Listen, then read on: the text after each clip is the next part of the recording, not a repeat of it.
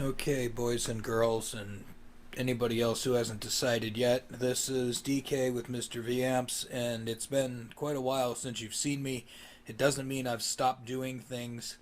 Some of the things I did recently were projects that uh, I didn't really want to film because if people know I'm willing to fix some of the things that I have fixed for local people that I like, they might start pouring in, and I don't want to risk it.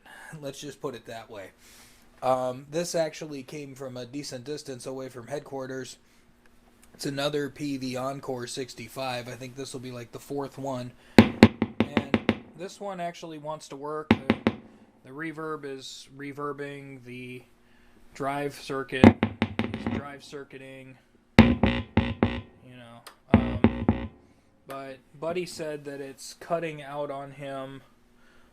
He did try to clean the controls and he put new tubes in it, but like after it gets warm and or the vibration causes it to cut out. So we're gonna deal with that. Yeah, this does not have the original speaker in it, but that's of no consequence. This belonged to a friend of his, and long story, he's glad to have it because it was his friend's, and he likes the sound of these amps because it's nostalgic, and I like the sound of these amps because they're different and unique. So tear into this and see what we're dealing with from probably 1984-ish. Okay, so we're inside. I took the tubes out and took the chassis out. The tubes that were in there were new JJ power tubes and 4 Electro Harmonics preamp tubes. They all look pretty young, but that's about all that looks young here. This actually, we got some lovely little rust flecks, and then we've got quite a bit of dirt flecks or whatever the world this mess is. So I'll probably want to clean this up, and we're going to want to do a cap job because this is, you know, OG original 1980s here. So we'll pull the board out. To pull the board out, fortunately Peavey did you a favor. These are all sort of coated where you can't plug them in the wrong spot. You just unplug your wires and take the nuts off and there are hex head screws, and then this board just pulls out. That's why working on vintage Peaveys is something I don't reject too often, because you generally can work on them, and that's good.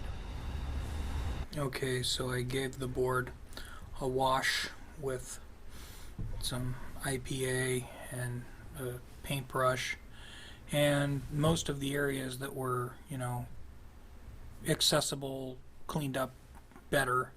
There's still some schmoo, and I'd have to really, you know, go into grave detail to get into all the corners, but it's an improvement from where we were. Original 1980s capacitors, so we'll deal with those. I went and put together a cap kit of what I need to do that job. Okay, so I've done a bunch of recapping. New 100 microfarad at a lower voltage. These are 22s. Half a microfarad, or not 0.47 and 22s, 3 of them. 10 microfarad high voltage, 220, 100 volts, and this was a low voltage. This was 1000 microfarad at 35 volts.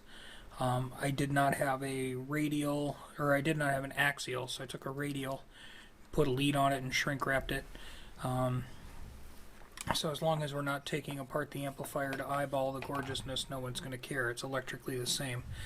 Now, I spied this, which we've got a resistor jumped on another resistor, which I'm wondering if that lower resistor maybe went open or somebody was trying to experiment. But that goes to this pin on the 12AT7 there, and I would like to know what the proper resistor is according to the schematic so we can solve that. Okay, so the schematic says that resistor is supposed to be 220K and 1 watt. Now, this looks like a 1/4 watt resistor strapped to a 1/2 watt resistor. So I don't know what's up with that, but that would make the reverb tube probably unhappy. I feel like I should check a few more resistors.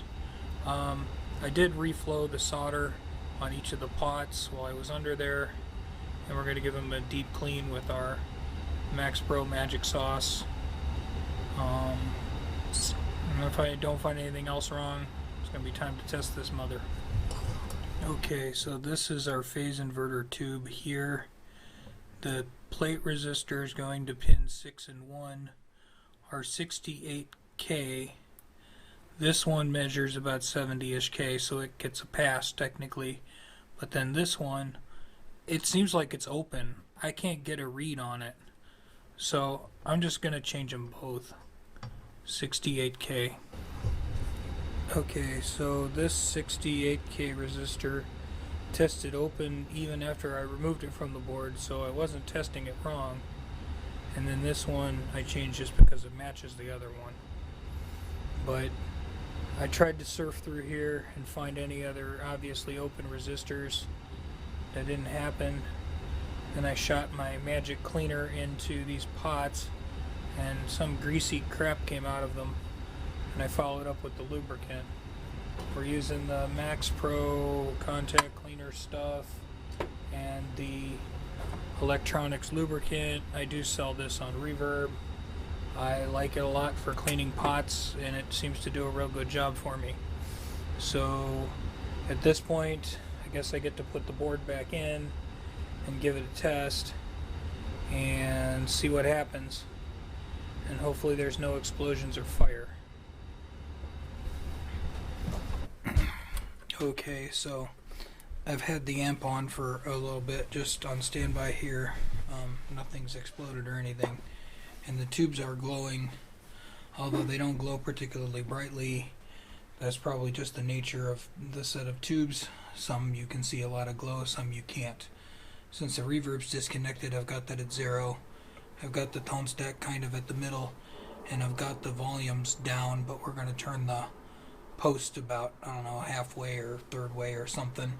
Take it off of standby and hope there's no explosions. Okay, absolutely nothing happened there. I do have my bench speaker plugged in, so we'll give it a little bit of... Okay, that's a lot of gain and a lot of signal. Like,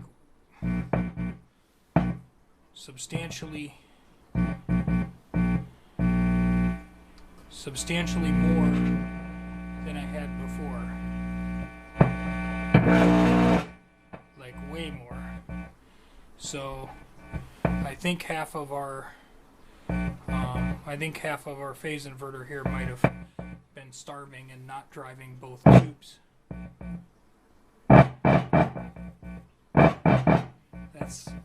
It's interesting, wherever I have my hand while I'm poking at the little connector can cause it to make weird sounds. Okay, that works good. Just having a hand on the ground greatly. Okay, this should make it bright. Oh yes. This should make it smooth, which will roll off some highs. Yeah. That works. Bass, mid, high. If I pull it, it's gonna like zap a lot of high. Yeah. Okay.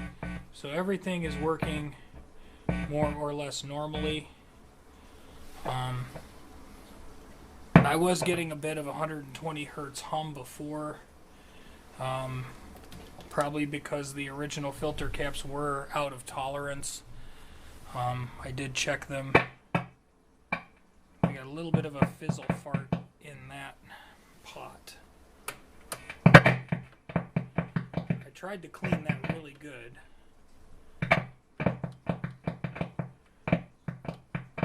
We might have to put a little more sauce in that one. Actually, it feels like we're finally getting it.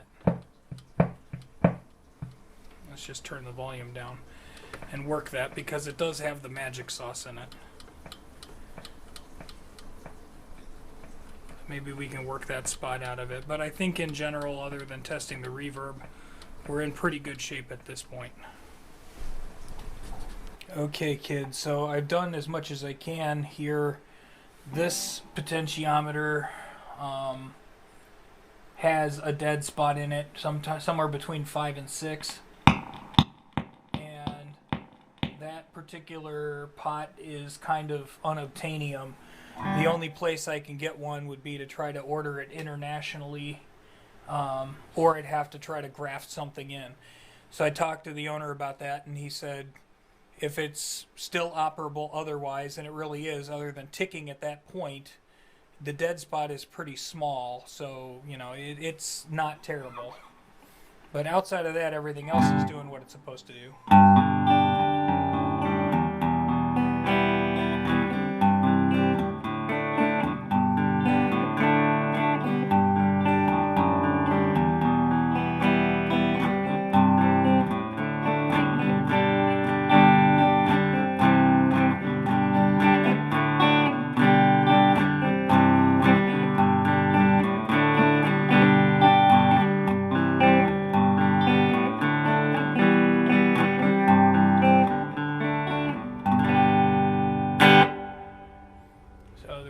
Is reverberating.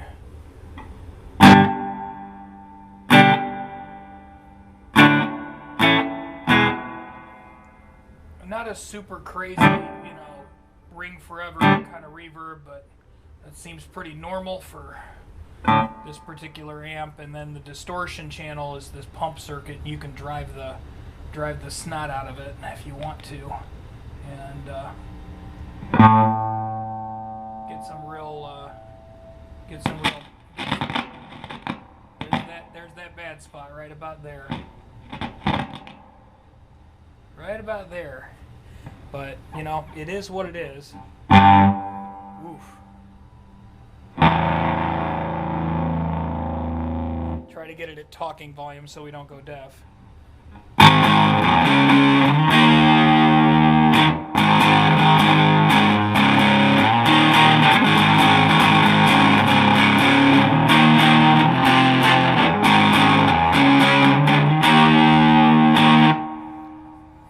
The distortion circuit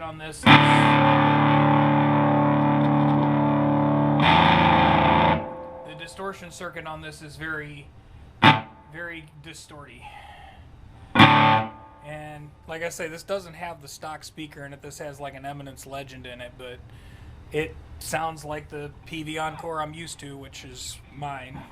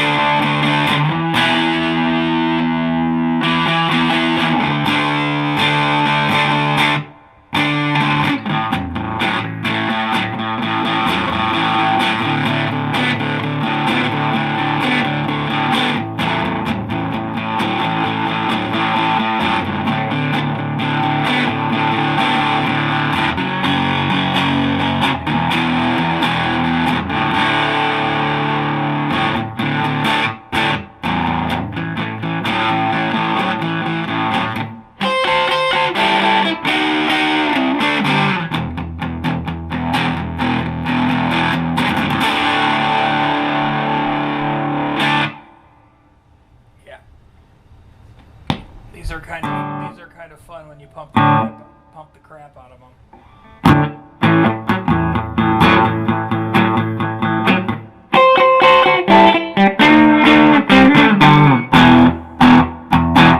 We're probably blowing up my poor camera mic. It doesn't know what to do. But yeah, so Peavey Encore 65. It was very sick. Now it's very not sick, except for that one stupid pot. But she's alive.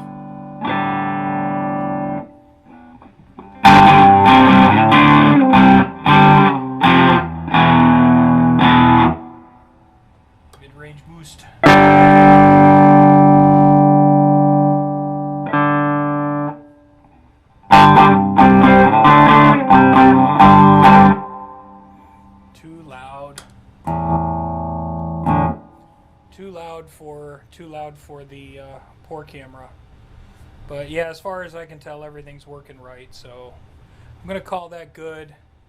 We'll hunt for that potentiometer. I found one internationally, but if anybody watching at home has one of those, it's a 250K made by Switchcraft with a push-pull switch on it. It looks like a double pot, but it's not. So if you got one of these in your junk bin and you want to help me out, let me know, man. Hook a brother up. Otherwise, all good. Peace.